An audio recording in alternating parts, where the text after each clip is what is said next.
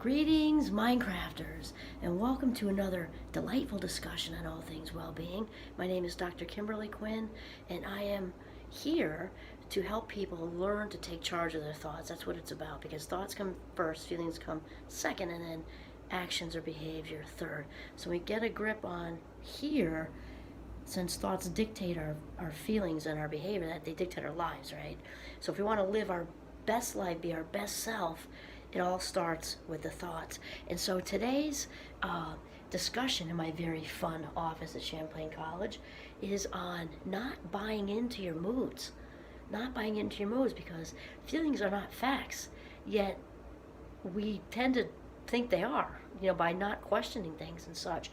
And so in reality, moods can really trick us into thinking things are worse than they actually are. They can be very, very deceptive. Now, obviously, we're talking about bad moods there, because we don't need a lot of help with good moods, right? When the moods are good, things seem to be going well at home, with a partner, with kids, with roommates. The job's in check and everything is feeling good. We had a good lunch, or we're looking forward to a good lunch, or something like that, because the mood is good. And then when enter the the rolling wave of a bad mood, or like a low pressure system. It's kind of like it's been sunny for a while, and then the low pressure system comes in. And if you're a seasoned adult, you might even get a little achy in the joints areas, the bendy spots, and all of a sudden, it's potential grayness coming, clouds coming, and somebody says snarky to us. Something is said that is snarky to us, and all of a sudden, it's not just a little snark that we would have let go of during, the higher vibe time, the sunny time. Now all of a sudden we're questioning things, maybe snapping a little bit, and the perspective really just goes. Our perspective really just kind of goes out the window, like circles the drain and just goes down. And we don't tend to often get this, because we're on autopilot, and autopilot is bad, bad, bad, opposite of mindfulness.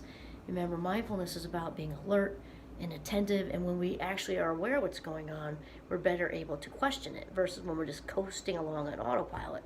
Then all of a sudden, the run in our stockings, or cut ourselves shaving, or whatever, that just rolls right into more and more bad things. The perspective is cloudy because it's low pressure, low vibe, that sort of thing. So when we're swept away by our moods,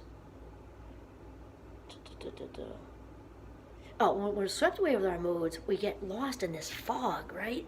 And never mind, enter hormones, especially if you're female, but that works for everybody, right?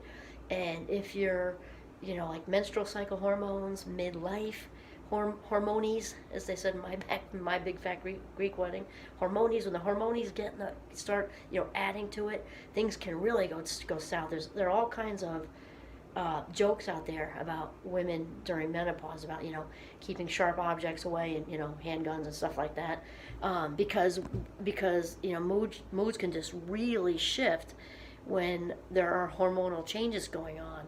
And so there's that. Okay, so those are not really good times to contemplate and analyze our lives. I'm just saying.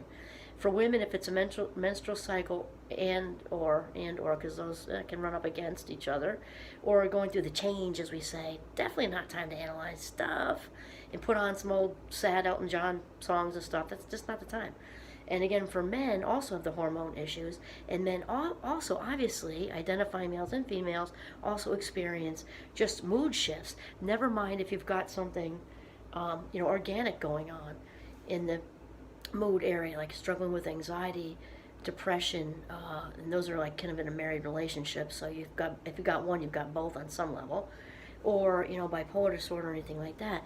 When we're feeling a low vibe, not the time to kind of pick through and insert like a search and destroy mission, looking to analyze things. Just not a great idea. So because we lose our bearings, basically, just like we're in the fog, can't really see out of it when these low moods.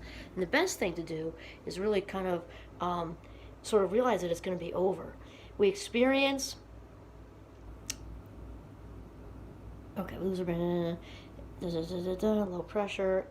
Okay, here we go. In reality, life is rarely, we're not saying, obviously life throws curveballs. When we're in that low mood, if we can kind of remind ourselves, once we sort of develop the awareness that we're in a low mood, that life is rarely as bad as we're making it out to be when we're in that place. And it's just trying to make that stretch. If you're out in the fog in the ocean, kind of figuratively speaking, trying to make that stretch to put one toe on the beach or one toe out of the pool, because it will get better. And when we really start to challenge these facts, so we do a mood check. This actually makes me think of back in the 70s. I remember the fad or trend, we called them both of those things, I think, with mood rings, and you put it on, you're like, ooh, and they would turn different colors, and really, that's, of course, that's the heat on your fingers, and you can hold it in your hands and make it warm up and do all kinds of stuff. But, challenge the mood and say, okay, am I really upset about something, or is this a wave? And learning to ride the waves of the ocean is really the most important thing.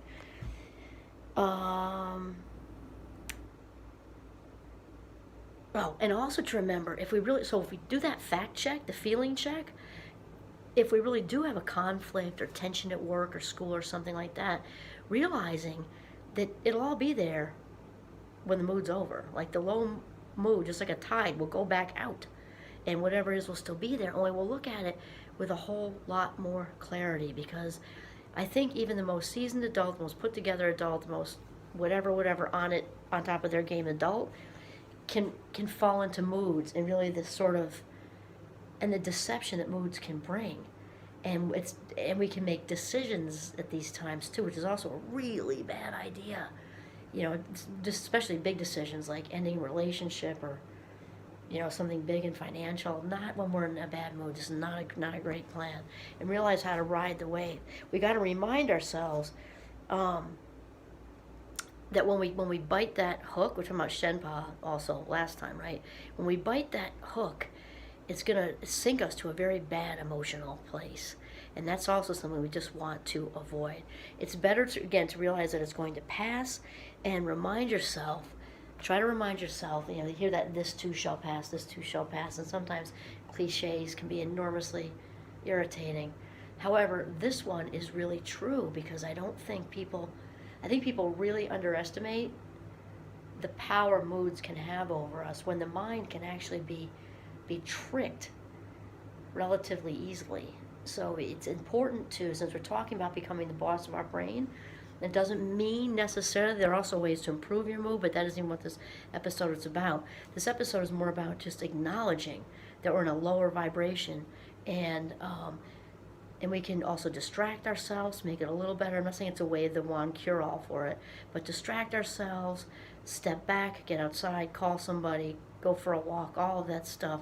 But most of all, to just realize that it's fleeting. That's really the main point of this episode, is to realize that moods are like waves. They come in and out. So that this too shall pass cliche works here, because it really will be over, and be over rather quickly.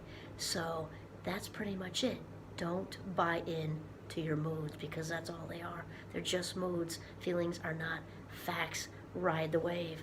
This is Kimberly Quinn signing off from the gorgeous Champlain College campus in my very fun office. Have a mindful day.